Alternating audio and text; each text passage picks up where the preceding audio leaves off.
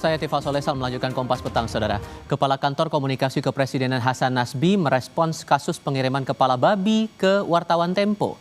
Hasan Nasbi berkelakar agar kepala babi itu dimasak saja. Hasan mengklaim pengiriman kepala babi bukan ancaman bagi wartawan Tempo Francisca Christy Rosana atau Cica, karena ia melihat sikap Cica yang santai via media sosial. Ia mengklaim Cica justru minta dikirimi daging babi. Sebelumnya kantor Tempo mendapat teror paket kepala babi dari pengirim tak dikenal. Paket itu bertuliskan Cica, salah satu wartawan dan pembaca acara Bocor Alus di YouTube Tempo.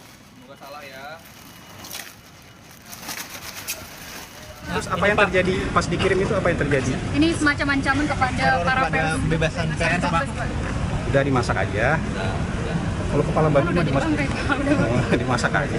Ada juga anggapan jadi ancaman pembunuhan gitu, Pak. Gimana Pak responnya, Pak? Enggak lah, saya lihat dari media sosialnya Francisca yang wartawan Tempo itu, dia justru minta dikirimin daging babi. Itu kan semacam jokes lagi. Iya, sama artinya dia nggak terancam kan?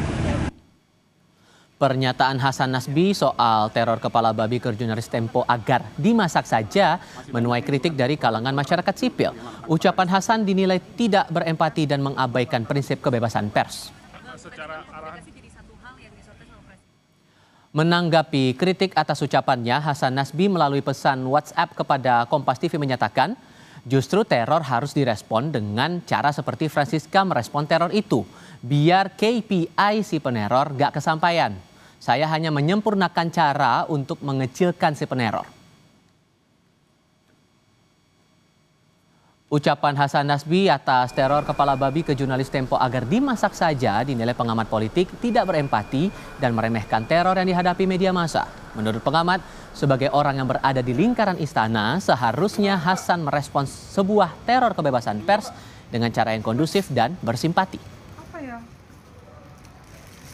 Salah satu bentuk tidak punya rasa empati kepada kawan jurnalis Tempo yang sedang mendapatkan ancaman dan teror politik berupa pengiriman kepala babi. Bagaimana mungkin seorang pejabat publik yang cukup identik dengan kekuasaan, yang cukup dekat dengan juru bicara penguasa, itu memberikan statement-statement yang sebenarnya tidak kondusif dan bahkan terkesan tidak simpati terhadap ancaman yang terjadi pada kawan jurnalis. Ini jelas sebagai bentuk meremehkan bagaimana ancaman dan intimidasi politik kepada kebebasan berekspresi dan kebebasan media di masa-masa yang akan datang itu akan semakin terjadi.